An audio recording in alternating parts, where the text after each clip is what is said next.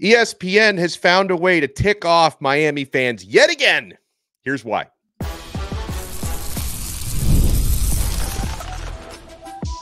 You are Locked On Canes, your daily podcast on the Miami Hurricanes, part of the Locked On Podcast Network, your team every day.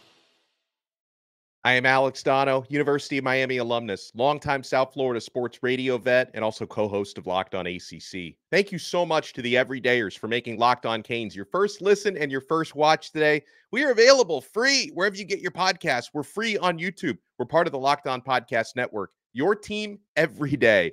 On today's episode, we will get to breaking news this morning. You remember former Miami commit Jaden Rashada, the quarterback who's now at Georgia, had a cup of tea in Gainesville. Jaden Rashada is now suing Billy Napier for fraud. We will get to that. We will get to Miami's history in the transfer portal and whether they're really upping the quality of the players that they're bringing in. But I want to get to this ESPN post-spring top 25. And I feel like Bruce Warner is going to talk me off my anger ledge a little bit on this one. The Truth Teller is with us on this Truth Teller Tuesday. How are you? What's up, Alex? I'm doing better. I feel better now. So let's go get into this stuff. You know, I don't even care about that poll. They could put Syracuse ahead of us. I don't really care. We haven't proven much. We're 12-13. Yeah, am I angry? Yeah. I mean, is it ridiculous? Clemson is ahead of us. We beat them last year with a freshman quarterback. And I'm not even angry about that. There's only one thing. We've improved so much. How did they put them ahead of us? Well, here's the only thing that upsets me about this, right? Like I don't, in big picture, I don't care that ESPN's post-spring ranking has Miami at 24. That doesn't really upset me. You know, we talked yesterday on the show. I talked about how JD Piquel at On 3 has Miami number 15, and I thought maybe that's a little high. But so here, I'll tell you what upsets me a little bit about this. And it's not really big picture. It's a small picture thing. So let me go through this real quick. ESPN's post-spring top 25. Not too many surprises at the top. They've got Georgia number 1, Ohio State 2, Texas 3, Oregon 4, Notre Dame 5, Ole Miss 6, Alabama 7, Missouri 8, Utah 9, Michigan 10. Then you finally get a ACC team at Florida State at number 11. That's not what upsets me. Don't worry. We'll get to it. Penn State at 12, NC State at 13, maybe a little high. LSU at number 14, Tennessee 15, Clemson 16, Kansas State 17, Oklahoma 18, Oklahoma State 19, Arizona 20, Virginia Tech 21. We'll circle back to that. Kansas 22, Iowa 23, Miami 24, and USC 25. Now, you could probably imagine, Bruce, by the tone of my voice, the bone that I have to pick with this post-spring top 25 is how do you rank Virginia Tech number 21 and Miami number 24? Both of these teams, Bruce, were 7-6 last year, but you can't tell me the Hokies have more talent. They did return most of their production from last season. I think that's why ESPN likes them so much, but their defensive line is undersized still. They got gashed on the ground last year. I like their quarterback, Kyron Drones, but he's not as good as Cam Ward. And Bruce, the Hokies, they play in Miami this year, and the early odds, the betting line for that game, September 27th, is Miami favored by 8.5 points. So, I mean, okay, so why does that upset you?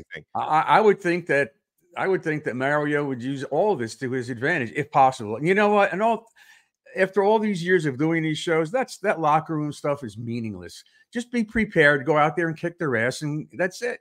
But it's kind of hard for me to believe that they would be in there. Maybe NC State. And what about Louisville? They've had good seasons. Why aren't they ahead of us? Yeah, they're not even in the top 25. They did beat us. Yeah. So, so what happened to Louisville? Virginia Tech's better than them now. Apparently, I think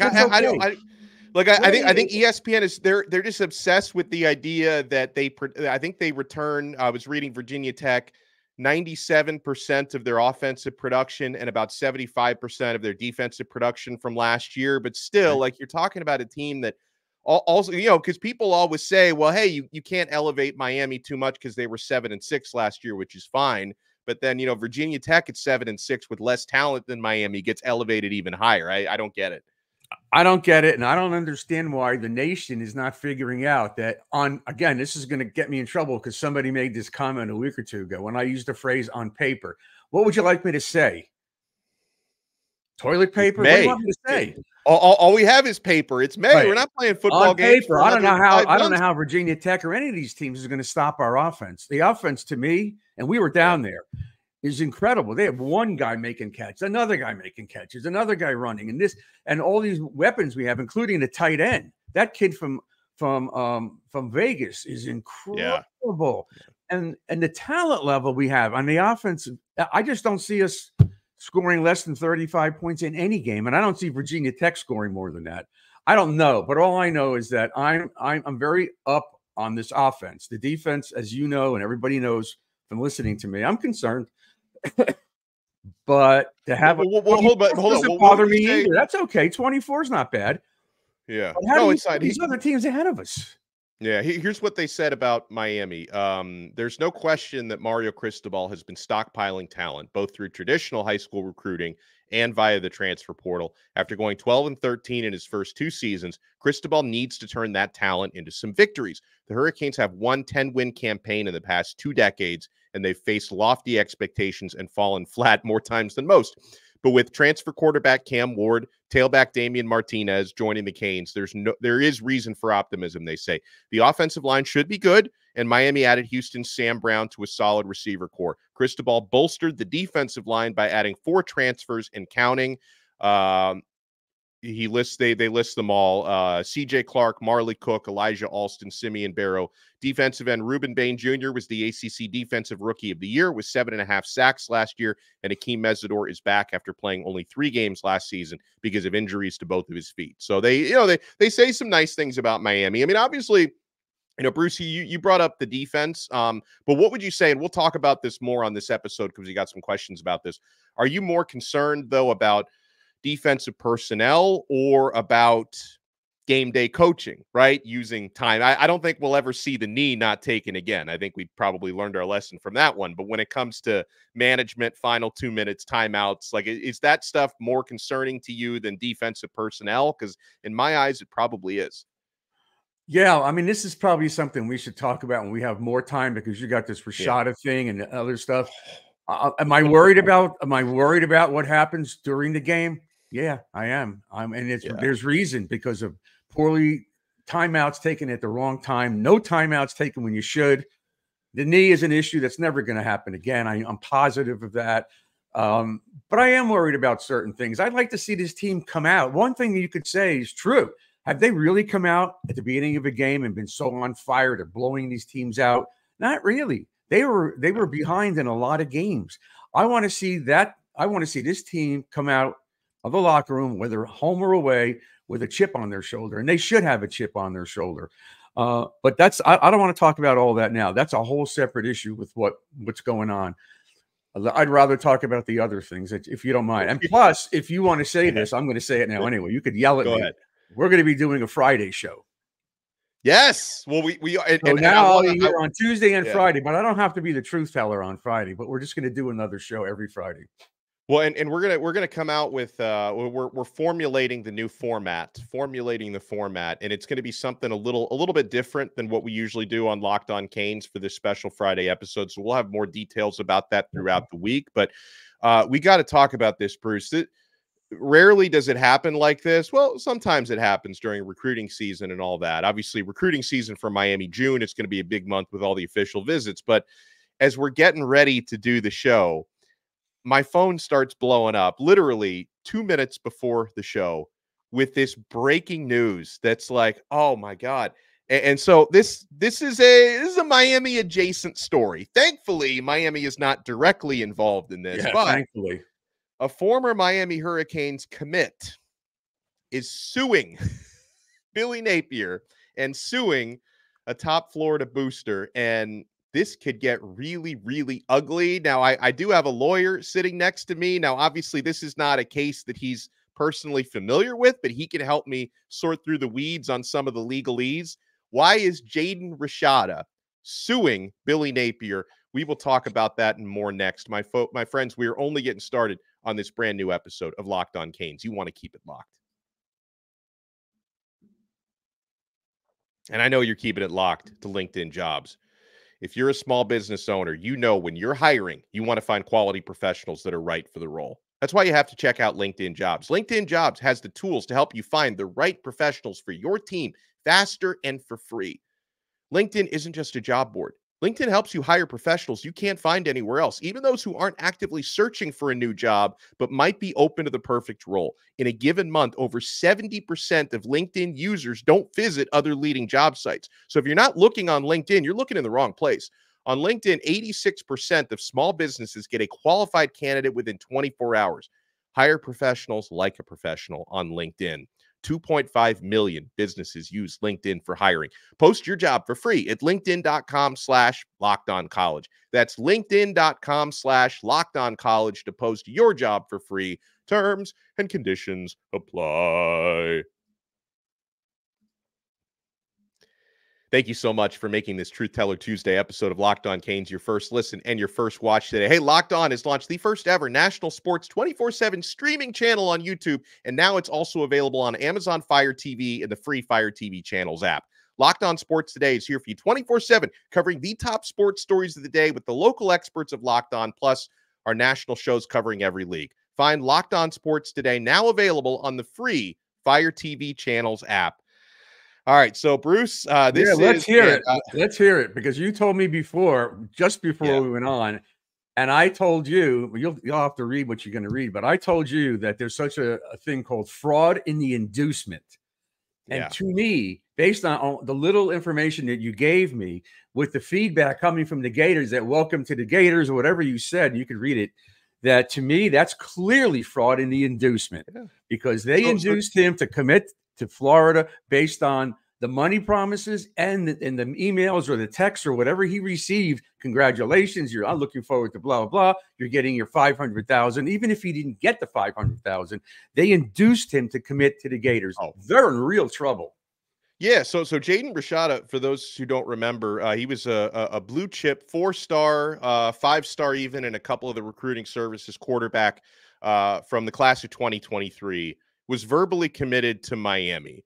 And then in November of 2022, really in the middle of the night, like he announced in the recruiting group chat that he was in, by the way, guys, I'm gone. And then it came out late that night, he was flipping to Florida. Now, the reason why he was flipping to Florida was they promised him a $13.85 million NIL deal. Yep. And then right before National Signing Day, he found out they don't have 13.85, or at least they're not paying me that 13.85. And so he ended up, getting released from his national letter of intent, went to Arizona State. He has since transferred to Georgia, but you talked about that inducement. So here's the story. John Talty of CBS Sports just posted this. He's now a Georgia quarterback, Jaden Rashada, has sued Florida head coach Billy Napier, top Gators booster Hugh Hathcock, and former football staffer Marcus Castro Walker over a failed NIL deal, which would have paid the quarterback $13.85 million, according to a lawsuit filed in federal court on Tuesday. So let me get to some of the details. Okay, so that lawsuit, I'd love to read the lawsuit. I don't think you have it either, but I'd like to try to get my hands on that. I would love you to get your hands on it, and then we'll have your legal review. So they go into it to sway Rashada's decision. Hathcock and Castro Walker offered the $13.85 million deal with $5.35 million, including a $500,000 signing bonus. Can you imagine a high schooler? Like all of a sudden someone's like, hey, we're going to give you a signing bonus of $500K. We're going to give you $13.85 million. That would induce anybody into doing just about anything. Okay. Yeah. And this was all fraud, apparently, as we already kind of knew that. So if the kid can prove that they never had any intention of paying the money, which is what you said, and I told you the intent is very difficult for anybody to figure out unless there's really documentation, which you have some of it. But if they had no intent, they're really screwed. I mean, I don't know what's going to happen to that school, but they're going to be in real trouble. Yeah. So out of the 13 So out of the $13.85 million, $5.35 million was, including the signing bonus, was to come through Hugh Hathcock's Velocity Automotive Company, and the rest through the Gator Guard, which was an NIL collective, I think a former NIL collective that he started. Hathcock had previously committed to donating $12.6 million to the Gator boosters, and early media reports stated the Gator guard raised $5 million in its first 24 hours. Before the deal was finalized, however, Hathcock informed Rashada's representatives that he no longer wanted to route the NIL payments through his company because he planned to sell it, according to the lawsuit. Instead, he and Castro Walker, that's the former Gator staffer, proposed money coming directly from Hathcock and the rest coming through the Gator Collective, Florida's other NIL collective. All right, that so involved stop. Eddie So Rojas. stop. They did not withdraw the offer. They modified the offer. Right. That's a difference also, okay? So it's like, we're still going to get you your money. It's just it's someone different is going to sign the check, is what. Right. In other words, they could have changed this and said, well, we're only going to give you $8 million. Yes or no? We decided we're not giving you 13. They didn't do that. They just modified the way that the payments were going to be made. Still does not negate the offer that was made to the kid. Obviously, he said yes. I mean, they're in. Oh my God! And then you got some more stuff. Yeah, let me continue. So so we just finished, and this is great insight, by the way, from Bruce, who is a lawyer, if people didn't know that. So he and Castro Walker proposed money coming directly from Hathcock, the rest coming from the Gator Collective. That involved Eddie Rojas, CEO of Gator Collective, who allegedly texted Zager about the impending deal. I think Zager is Rashada's representative. Quote, "Tell Jaden we look forward to setting him up for life. Need to set up his brokerage accounts ASAP. Dude is rich." And we just got started. So they say. The deal was officially signed on November 10th, 2022, with the first $500,000 payment due to Rashada on December 5th. The lawsuit claims, though, that Hathcock never had any intention of making that payment, and everyone involved, including Billy Napier, knew that. Quote, "The collective never had the money, and yet they were making all of these promises to the kid." Rusty Hardin, that's Rashada's attorney, and Hardin is a famous sports lawyer. He's been involved. I think he represented Roger Clemens at one point. He said, quote, "You dangle life-changing, generation-changing money in front of a 19-year-old kid who grew up without it. You can't expect that young person not to be affected by it. The bargaining power is truly equal here." Instead, a day after the $500K payment was due, the Gator Collective sent Rashada a termination letter of the $13.85 million deal. Still, the lawsuit claims Napier and Castro Walker went to great lengths to convince Rashada that they would make good on the promised money even without the contract. All right, so Bruce, what do you make of all that? Well, I don't know if they could prove Napier. Where are they? Who's saying this? This is his attorney in the lawsuit saying this? Yeah, that's right, well, I don't know the connection yet with Napier. I could see the other guys, these boosters, because their names are there. I don't know if Napier really knew. Of course, you have to put him in there. He's the head coach. You got to sue him and everybody else. I'm sure this is not just against Napier because he doesn't have $13 million to pass out. The school does. So they include everybody, and they could fight amongst themselves as to who's responsible. I'm sure this is going to be a mess. Do the Gators settle this out of court? I don't know. But if they settle it out of court, I still think they're going to get punished. I think any way you look at this, they're in real trouble. Money-wise, reputation-wise. Meanwhile, didn't they just got Kermani McLean? I'm sure they must have induced him, but I heard it was a low amount.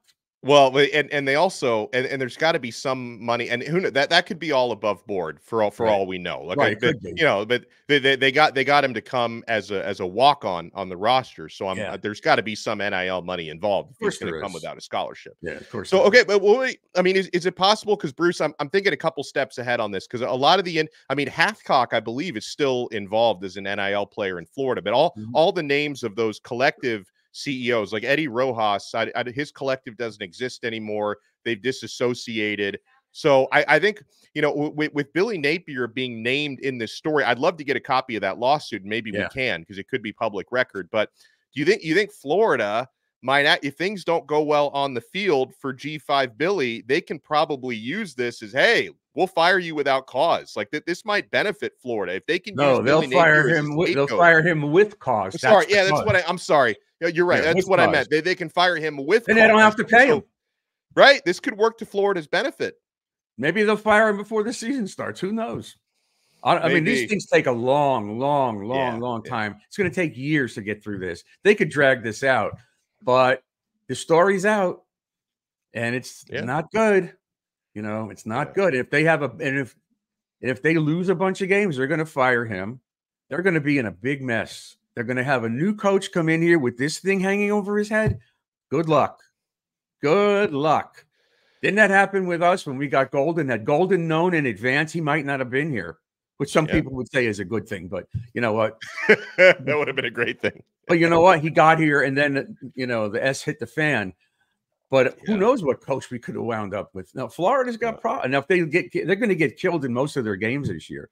I think it's an ugly start for the 2024 team.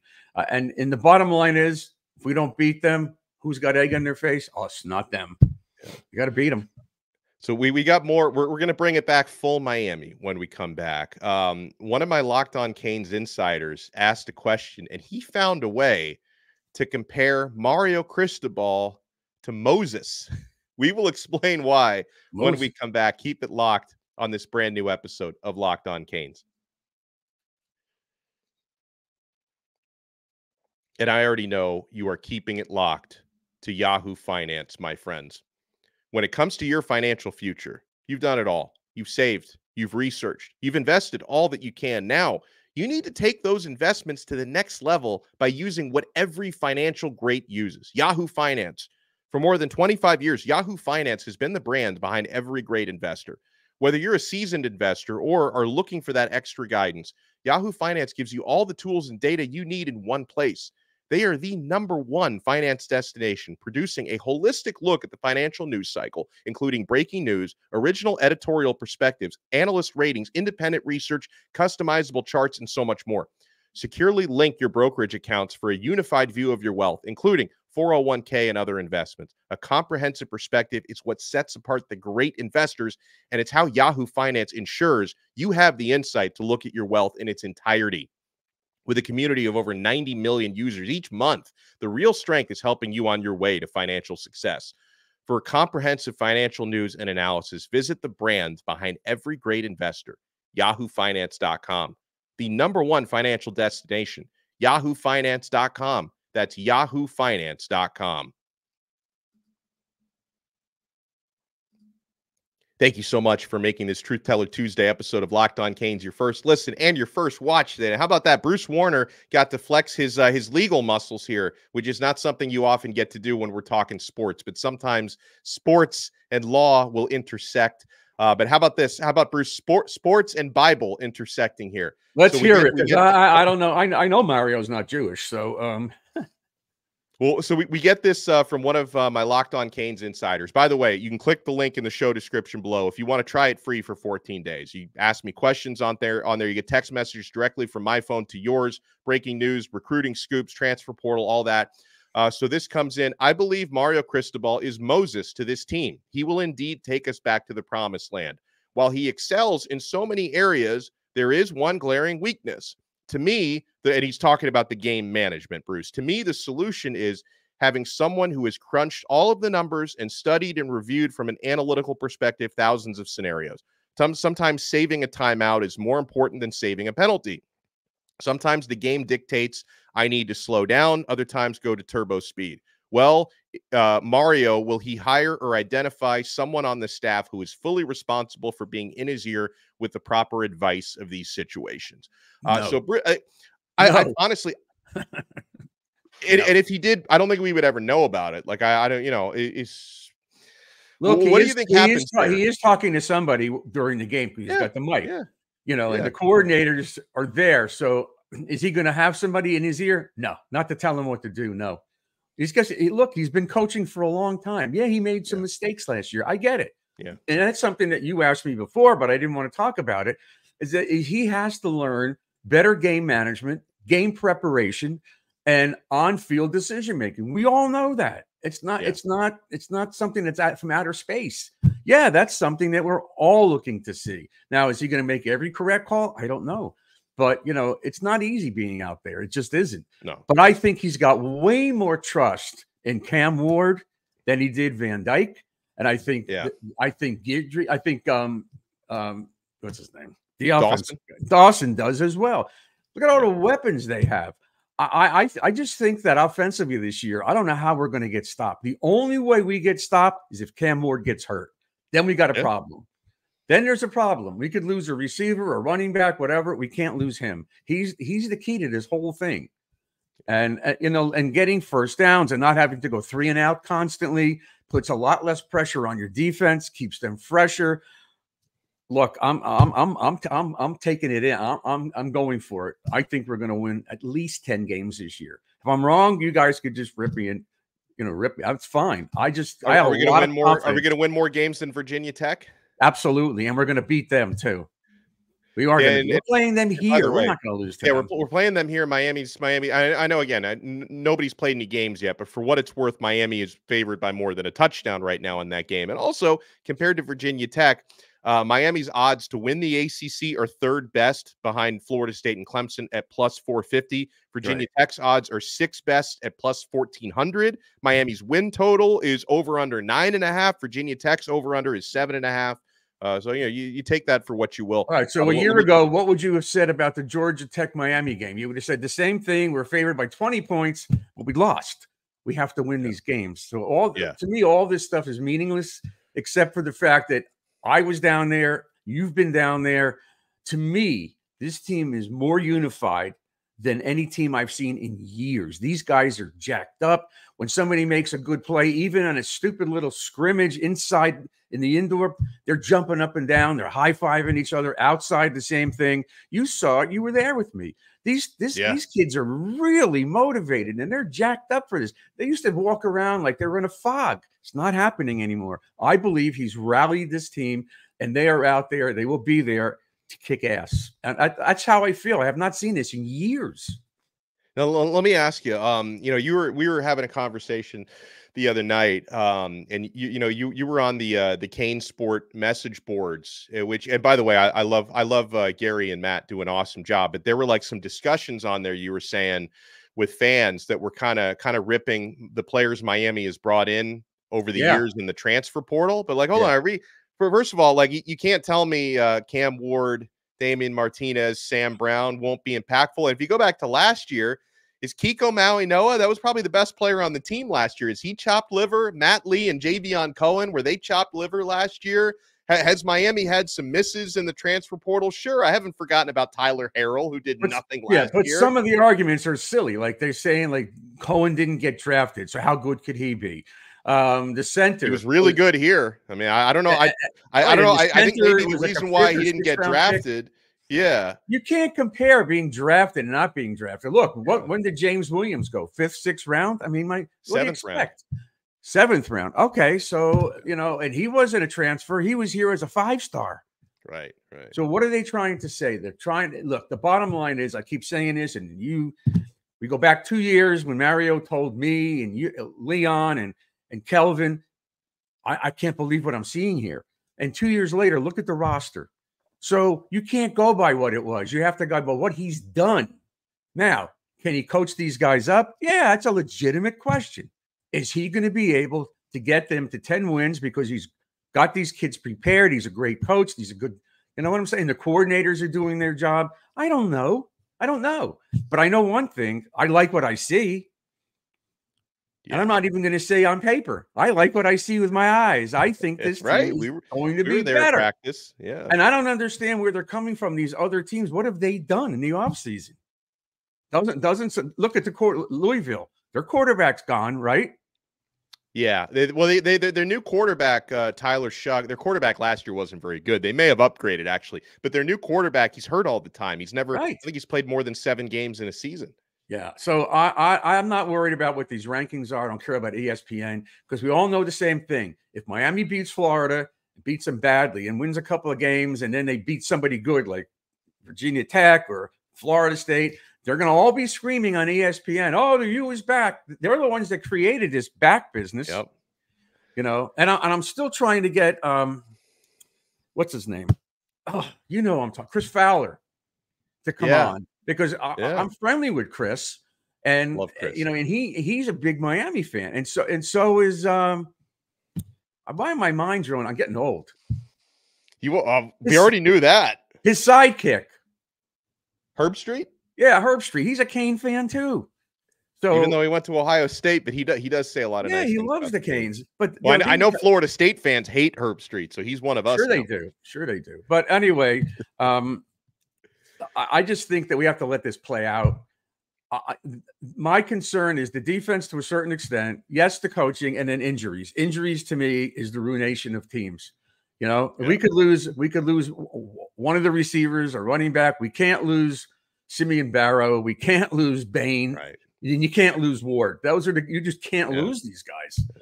You know, so I don't know. I don't care about the rankings right now. I really don't. I just want to see us get Barron, hopefully soon. Although I'm hearing he's in no hurry. Yeah, and I know you did a show about that. As well. Yeah. He's not in any hurry for whatever the reason. He knows the money's there. He's hurt. He can't register for school anyhow now, not until like after August 1st or something. But I still think if he had a brain in his head, he would commit to somebody and then get involved with the program, come here, live here, be amongst the players, go out and watch them practice or whatever they're doing to get, you know, involved in the program. But he's just sitting around doing nothing. And his father apparently is pulling the strings. Yeah. Well, he's probably spent at least some time down here anyway, because apparently he's got a girlfriend who lives in Fort Lauderdale. So maybe maybe he should be down here then. Maybe he should be. Well, listen, awesome show today, and we're rooting for Jaden Rashada just so he knows, and if he needs any extra legal representation, Bruce Warner is more than willing to help out the legal team. Yeah, anything against those Gators. Whew. If you guys want to, if you're enjoying the show, smash the like button. If you're watching us on YouTube, if you listen to the audio version, fantastic. We're available free on Spotify, Apple Podcasts, wherever you get your pods. He is the truth teller. I am Alex Donno. We will talk to you guys next time on another episode of Locked On Canes, part of the awesome Locked On Podcast Network. Your team every day.